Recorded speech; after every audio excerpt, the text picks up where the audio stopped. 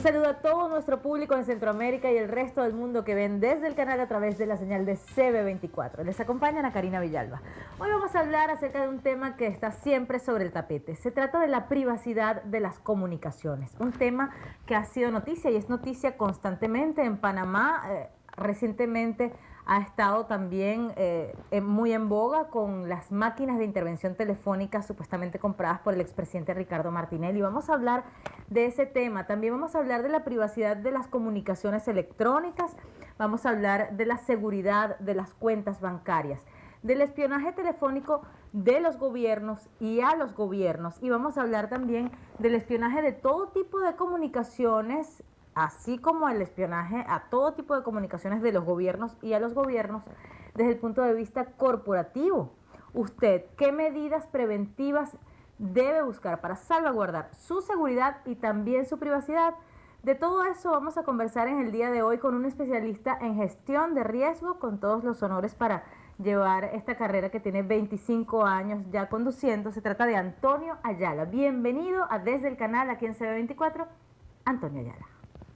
Así que aquí está con nosotros. Muchísimas gracias por atender nuestra invitación en CB24 para toda Centroamérica, Antonio Ayala. Antonio Ayala es de profesión ingeniero en sistemas y es a lo que se ha dedicado a lo largo de su carrera como especialista en gestión de riesgo. Es vicepresidente ejecutivo de Risco, empresa de la cual es fundador. Él trabaja en seguridad de la información, haciendo auditorías informáticas, peritaje. Peritaje informático. Informático, tecnología de la información y privacidad y protección de datos. Vamos a conversar, para comenzar, sobre este tema que ha sido noticia y que ha dado tanto de qué hablar, que tiene a varios funcionarios y exfuncionarios presos en este momento en Panamá. El caso de las máquinas para grabación y para intervención telefónica.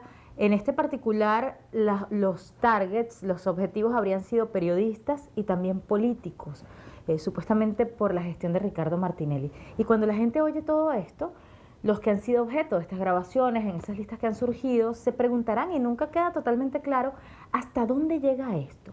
¿Hasta dónde llega esa capacidad tecnológica de pinchar, de intervenir comunicaciones de todo tipo, de WhatsApp, de correo electrónico, de redes sociales, cuando nuestro dispositivo inteligente o nuestras computadoras y el resto de nuestros equipos electrónicos están intervenidos? Hay un montón de gente, por ejemplo, escuchando y transcribiendo. Hoy en día todo eso está automatizado. ¿Cuál es la capacidad que tienen quienes espían, ya sean gobiernos o delincuentes, para monitorear todo lo que decimos y detectar alguna palabra clave o algún tema clave? Vamos a desenmarañar toda esa cantidad de dudas que tiene el público. Pues, fíjese, lo que usted acaba de decir es muy cierto. Existen una cantidad muy importante de gobiernos en todo el mundo que, producto de su naturaleza de velar por el bien de los ciudadanos, de la comunidad y de sus socios, utilizan máquinas para, digamos, espiar o escuchar a potenciales amenazas dentro de los gobiernos. Como usted mencionaba, pues en los últimos meses se ha escuchado mucho en Panamá que se utiliza una máquina de origen de un país X para espiar tanto a políticos como periodistas y tomar algún tipo de ventaja relacionado con lo que se podía o no decir de eso. Todo eso es cierto. Esa máquina no es la primera que existe, no va a ser la última, y una cantidad innumerable de países deben tener máquinas como esa. Pero permítame decirle lo siguiente, no solamente ese tipo de máquinas que pueden costar millones de dólares, que muchas veces solamente pueden ser vendidas a agentes de gobiernos u organismos de gobierno de seguridad nacional en los países, es la única forma como cualquier ciudadano puede escuchar las conversaciones, monitorear los textos electrónicos o inclusive con la cámara de su teléfono o su tableta poder ver dónde usted está en un momento. Y yo creo que ese es el primer tabú que hay que la gente tiene que empezar a entender, porque lamentablemente en internet usted puede encontrar herramientas de software que por el simple valor de $1 americano usted puede comprar.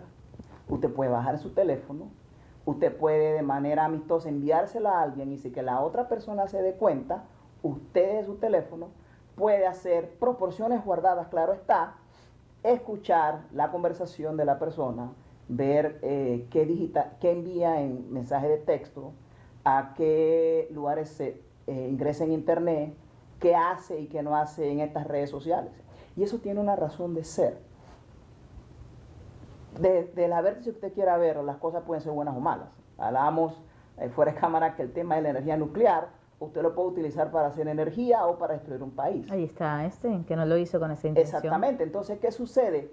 Muchas veces hoy día, por los riesgos que los adolescentes y los niños tienen en la escuela y en la calle, necesitan saber físicamente dónde está su hijo, qué chatea y qué no chatea, con quién conversa, en qué lugar está, escuchar las conversaciones que tienen con X o Y personas. Y para eso existen casas de software que de manera respetada construyen o hacen este tipo de herramientas de software y se las venden a los padres preocupados para que puedan monitorear o saber qué hacen o qué hablan sus hijos. Y si usted lo ve, esa misma tecnología es la que se puede utilizar para, como se dice en buen argot, pinchar un teléfono o intervenir una comunicación. Eso entonces, está disponible allí en las apps usted puede encontrar de mi dispositivo electrónico. Claro, porque son construidas y hechas con un fin literalmente positivo. Es darle tranquilidad a un padre de saber qué chatea o qué conversa su hijo por las redes sociales o por WhatsApp, poder identificar físicamente con sistema de posicionamiento global dónde está su hijo un día. Usted lo llama, no estoy en el parque, mentira, fíjese, está en otro lado. Entonces, esa misma tecnología que se puede utilizar para invadir la privacidad de alguien.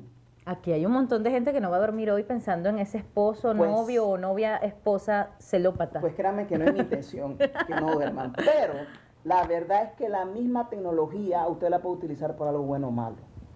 Y de nuevo, si me permitiese comentar algo a su audiencia, por supuesto, no hay que pensar que equipos sofisticados que valen millones de dólares es la única forma como usted se le puede pinchar el teléfono. Ahora, para todo microbio o para todo virus siempre existe una vacuna. Así como existe esa aplicación que por $1 yo puedo encontrar en mi dispositivo electrónico para bajarla y espiar a quien me provoca, que no sería mi plan, puede haber alguna aplicación para poner un firewall, una barrera a ese tipo de phishing o de aplicaciones que puedan estarme espiando, que sean algo mucho menos sofisticado que una máquina de gobierno como esas que dicen que terminó en un supermercado por aquí en Panamá?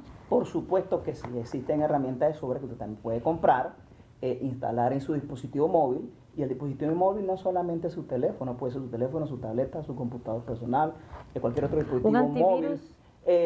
Realmente son herramientas un poco más sofisticadas que eso, pero sí existen, están disponibles. Más que el firewall de un antivirus, necesitamos. Sí, usted necesita otras herramientas que las puede conseguir, pero de nuevo, volvamos a lo básico. Usted no tiene que estar comprando este tipo de herramientas. Es que me preocupa el insomnio de toda esta gente que nos está oyendo. Porque usted puede seguir algunas prácticas muy básicas. Ajá. Uno, a su teléfono siempre asígnele una contraseña, un password para poder encenderlo. Eso no le va a costar nada porque muchos teléfonos traen esas características por defecto. Asegúrese que la información que es en tu teléfono esté de manera cifrada o encriptada.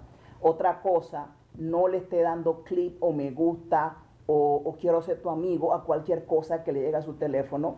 No les dé clic a ningún correo electrónico con un enlace de algo bonito o interesante. No instale aplicaciones o apps en su teléfono de lugares que no son reconocidos, o de repente algo que le envió un amigo que usted no necesariamente conoce muy bien. Entonces, cuando usted se fija, hay muchas buenas prácticas que usted puede hacer seguir para que usted misma adopte un mecanismo para que no sea víctima de esto. Y quiero decirle algo a su audiencia, fíjese, usted no espere hoy día que va a recibir un correo con algún contenido sexual, o porque eventualmente las personas no le van a dar clic a ese correo. Pero hoy día las bandas de cibercriminales que se dedican a esto construyen y edifican esquemas que lo que usted le va a dar clic va a ser una noticia muy similar a lo que está ocurriendo hoy día. Algo que vende muchísimo, que llamaría mucho la atención del O público. que sería algo de moda. Fíjese, le pongo un ejemplo, con lo que está ocurriendo hoy día en Grecia, con el tema del default. Una tragedia griega. O una tragedia griega. Hoy día las bandas de cibercriminales que quieren, como quien dice, tomar control de su teléfono, envían una noticia o un link o una foto relacionado con lo que pasa en Grecia. Entonces una persona que va a hacer, que está muy interesado en saber cómo se desarrolla esto. Un griego o cualquier persona o un acreedor de ese dinero le va a dar clic a eso. Entonces la gente va a decir, pero es que yo no me metí a ningún sitio de contenido adulto, o yo no bajé ningún programa, nada yo solamente le di dudoso. clic a una noticia de actualidad. Entonces hay que tener mucho cuidado hoy día a qué usted da clic. Entonces, si usted es muy cuidadoso a qué le da clic, dónde se mete, qué instala en su computador, sitio reconocido, créame que usted reduce a un nivel aceptable y tolerable que su teléfono o dispositivo móvil pueda ser infectado, pinchado o de la manera que usted quiera. Hablando de los teléfonos, también pues en nuestra carrera como periodistas hemos visto que en algunas reuniones en las que nos van a revelar información no publicable, algunas fuentes a veces nos piden que saquemos la batería del teléfono, o en alguna reunión nos han pedido que para mantener el secreto de periodistas han puesto una máquina para bloquear supuestamente las señales en una mesa de reuniones en las que quieren dar información que desean que no sea publicada. ¿Qué hay de cierto en esto? ¿Hasta dónde llega esto de que como el superagente 86 que se saca el zapato y se lo pone en la oreja y es un teléfono? ¿Hasta dónde llega esto de que esto apagado y sin batería puede llegar a ser un micrófono inclusive y que nos pueden estar oyendo en nuestra vida privada todo el día y toda la noche? No, sí es cierto. O viendo. Es cierto, y eso es posible. La práctica hoy día que muchas organizaciones utilizan, sobre todo en reuniones que tienen cierto carácter de confidencialidad, es que cuando los ejecutivos vienen a esas reuniones, en este aparato que ustedes dicen que es una especie de una cajita, que tiene ciertas características técnicas, la gente pone el teléfono ahí, le quita la batería y en principio se puede conversar de manera tranquila y no debería poder escucharse.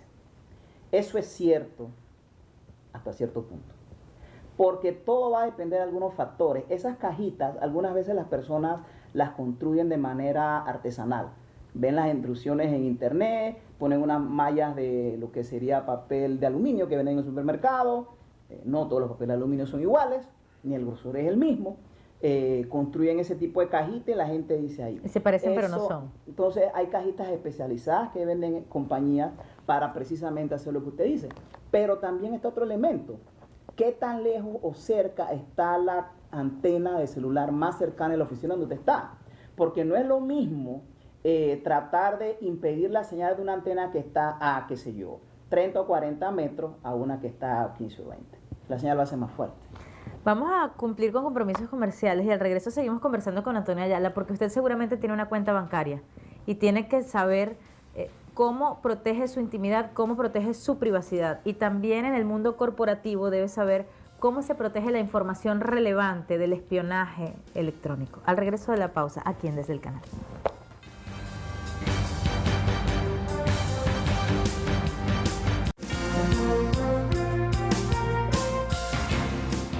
Aquí estamos de vuelta, amigos, en Desde el Canal. Les acompaña Ana Karina Villalba, Antonio Ayala, nuestro invitado especialista en riesgo, gestión de riesgo tecnológico. Y queremos conversar acerca de la privacidad y de la seguridad de las cuentas bancarias. Hoy en día, que se maneja tanta gente a través del web banking, no solamente hay clonación de tarjetas, también puede haber incursión en nuestras cuentas para monitorear lo que allí hay o inclusive para sustraer dinero. Vamos a hablar acerca de eso y de cómo el público debe protegerse. Pues fíjese, lo primero que hay que tener muy claro cuando se hablan de bandas de cibercriminales es que eso es un negocio. Como es un negocio, las personas tienen que comprender que ellos tienen estructuras tan complicadas y tan grandes como cualquier corporación internacional. Para que usted tenga una idea, el costo del cibercrimen a nivel mundial hoy día puede estar costando muy cercanamente lo mismo que cuesta la trata de blanca o el tráfico de drogas a nivel mundial. Dependiendo del experto que usted le pueda preguntar, algunos le van a decir cerca de 4.000 millones de dólares al año, otros le pueden decir 500.000 millones de dólares. El hecho cierto es que las bandas de cibercriminales han visto como un negocio redondo, literalmente lucrativo y con poco esfuerzo, el robar credenciales de acceso de, por ejemplo, las personas que tienen servicios de banca en línea. Hoy día, los principales ataques para poder robar esas credenciales y mover de manera no autorizada dinero de sus cuentas hacia afuera de su país, vienen y provienen de países de Asia o de los países de la ex República Soviética. Hay que tener muy claro que todo ese tipo de delitos no operan de manera única, realmente son una red.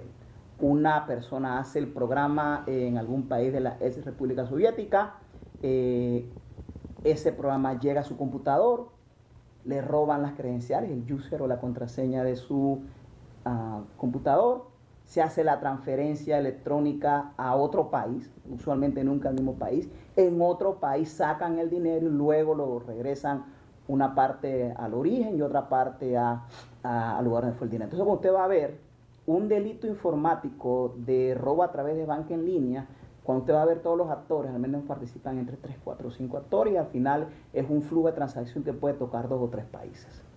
¿Cuál es el problema con eso? El problema con eso es que no necesariamente todos los países en el mundo han construido, disponen de estructuras legales o de leyes para poder cooperar entre ellos y poder seguirle la pista a esos piratas informáticos. ¿Cómo nos protegemos los ciudadanos comunes, los clientes de la banca, de esto? ¿Cuáles son las normas principales buenas prácticas, de prevención que usted debe las buenas prácticas, y con todo respeto a su audiencia se lo digo, y podré ser reiterativo en esto. Uno, siempre mantenga actualizado el computador que usted utiliza para hacer transacciones de banca en línea, siempre mantenga actualizado con las últimas versiones de Superman Antivirus, con las últimas versiones del navegador que utilice, el que sea. De navegador. Lo que es Firefox, Explorer, el que usted utilice. Siempre mantenga actualizado siempre la última versión de su sistema operativo. Otra, trate siempre, hasta donde sea posible, que todas sus transacciones de banca en línea utilícele desde el mismo computador, preferiblemente uno en su casa. Nunca desde uno público, ¿no? No haga eso desde redes inalámbricas de acceso público que usted encuentra en los parques. Los Wi-Fi, esos que están disponibles. No, eso, o tampoco váyase a con todo respeto a los negocios de café internet o internet café. A comprar una entrada de cine, por ejemplo, rapidito desde el teléfono, por el Wi-Fi público. Ese es otro problema. ¿Qué es lo que sucede? Cuando usted revisa estadísticas, hoy día cada día se venden menos computadores, desktop o computadores grandes, y cada día la gente está comprando ¿qué? Más tabletas o teléfonos inteligentes. O teléfonos inteligentes grandes. Entonces, ¿qué es lo que sucede? Los cibercriminales han advertido que la manera de robar las credenciales de acceso de las personas ya no tanto es en el computador personal de su casa, sino en el teléfono. Entonces, lamentablemente, la cantidad de controles y malicia que tiene el ser humano a veces es un poco más laxa o flexible cuando estamos hablando de dispositivos como este. Entonces, ¿qué sucede? Resulta mucho más fácil o sencillo a estos piratas poder obtener esa información desde estos teléfonos o este tipo de tecnología que desde su computador personal. Usted, que es especialista en riesgo tecnológico y ha asesorado en 30 países a distintas corporaciones, ¿se conectan las redes públicas, en el Wi-Fi público, en los aeropuertos o en las plazas? Bajo ninguna circunstancia, no. salvo vaya a haber alguna noticia en el periódico o algo, pero hacer cualquier tipo de transacción que pueda al final... No, pero para navegar y actualizar... Sí, pero para navegar, sí, claro, pero es un teléfono totalmente distinto al que utilizo para mi trabajo. Caramba, o sea, usted no usa en su teléfono una red pública de Wi-Fi. No, en absoluto. Esa es un punto a tomar en cuenta. Pero es por la naturaleza de lo que hace nuestra compañía. Muchos clientes nuestros nos comparten información muy sensitiva y muy confidencial. Fíjese, no importa todo lo que nosotros hemos hecho en tantos años en materia de gestión de riesgo tecnológico, al final, y ese es otro mensaje que yo le pudiese dar a toda su audiencia, nadie es inmune. absolutamente nadie. Entonces, si usted tiene eso claro, usted va a ser un poco más desconfiado ahora en adelante cada vez que se meta a un sitio en internet, cada vez que quiera darle un like a algo en su Facebook, cada vez que quiera Porque bajar ¿qué me puede pasar si le doy like a realmente algo en Facebook? al darle el like como like no le va a pasar nada, pero quizás si usted empieza a recibir muchos likes de una persona que antes era un desconocido, usted dice, qué buena gente esta persona, acá rato me está diciendo algo, y un buen de esa persona va a le envía, mira este link, dale clic aquí para que veas esto interesante, y usted viene, clac, y le da. Hasta ahí llegó. Phishing. Hasta ahí llegó. Cayó. Entonces, aquí el tema es tener malicia, ser desconfiado. Mire, en el mundo físico, en un mall físico, si usted está en una fila, y eso lo he dicho muchas veces, muy probablemente las personas que están por aquí se van a reír, pero cuando usted está en un mall físico y alguien se le para muy cerca, al lado de su cartera, usted, ¿qué es lo que el ser humano se hace a un lado? Es desconfiado. ¿Y usted qué hace? Yo no lo conozco. Pero cuando usted transfiere ese mismo tipo de situación al mundo virtual en internet, la mayoría de la gente no es desconfiada. Mira, este no lo conozco, pero le voy a dar like porque él es amigo del amigo del amigo de una persona que yo conozco. Un tema que es muy interesante, el de los niños. Este delito tiene un nombre que no me viene a la mente, pero es el de hacerle creer a los niños que se están comunicando con una persona que realmente no es. Son ciberdelincuentes que a través de Facebook u otras redes sociales o a través del WhatsApp se comunican con pequeños para abusar de ellos. Primero ganan su confianza y luego por ejemplo, se tratan de encontrar con ellos y un niño víctima de este acoso piensa que se está comunicando con otro niño y cuando llega se encuentra con algún violador o con algún secuestrador. Y eso sucede en Latinoamérica con mucha frecuencia. Eso sucede, lamentablemente. Yo creo que ahí entra un tema que no tiene que ver con tecnología, sino que tanto el padre educa a su hijo en estos temas. Vamos a la pausa, porque tenemos que cumplir con compromisos comerciales y al regreso hablamos de ese tema que es muy sensible y les recomendamos que se queden conectados y escuchen estas recomendaciones y esto que está sucediendo en Centroamérica y en Latinoamérica y en el mundo.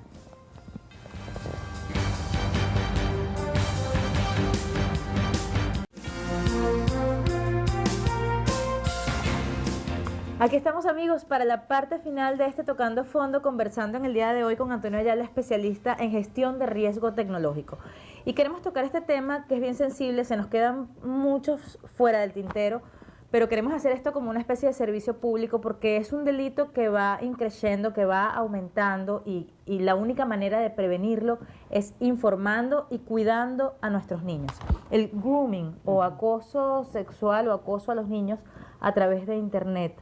Vamos a explicar un poco de esto, de cómo funciona y de las medidas que se deben tomar en casa cuando hay niños o adolescentes, a veces hasta adultos, que confían por las comunicaciones electrónicas. Pues como todo en la vida, pues la tecnología tiene una cantidad innumerable de beneficios, la utilización de redes sociales lo mismo, pero si no se utiliza de la manera adecuada, si no se educa a las personas de la manera adecuada, ocurre lo que usted mencionó hace un momento.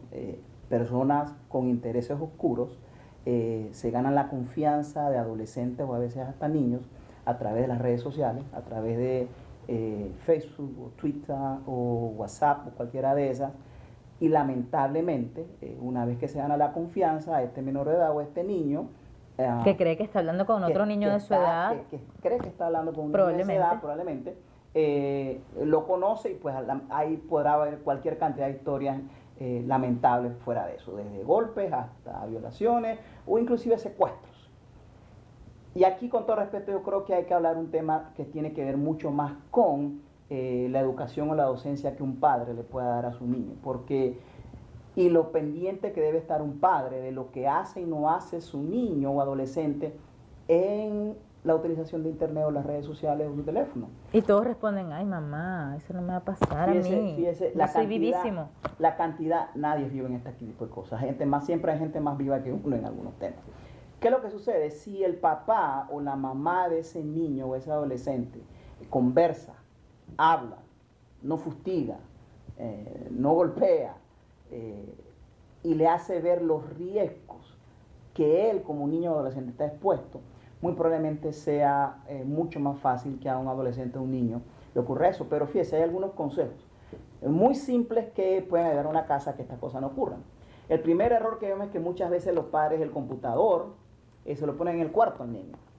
Cuando usted revisa buenas prácticas para esto, lo que se recomienda es que, de ser posible, el computador, sáquelo del cuarto del niño y póngalo en un área pública, ya sea en el estudio o en el comedor o en un lugar para que todo el mundo esté viendo, y al final, si el niño va a querer hacer algo indebido, 2 veces o 3 veces piense. Ahora hay que hablar de lo que ya hemos comentado, es que ya el computador no es un computador, ya es un teléfono inteligente con el que todos los niños o muchos niños van por allí, porque cada vez desde edades más tempranas los niños van exigiendo, porque su grupo de referencia así lo impulsa, un teléfono inteligente a partir de los 8 años. Ya casi aprenden a hablar y quieren un teléfono ellos también. Muy brillante lo que acaba de decir. Por eso es que es una combinación entre la utilización de herramientas de software o tecnología que le permitan al padre saber qué hace y qué no hace su niño en el teléfono, pero al final también tiene que ver un tema de educación. ¿Por qué? Porque un niño, si usted compra herramientas de software para saber qué chatea, qué fotos manda, qué fotos recibe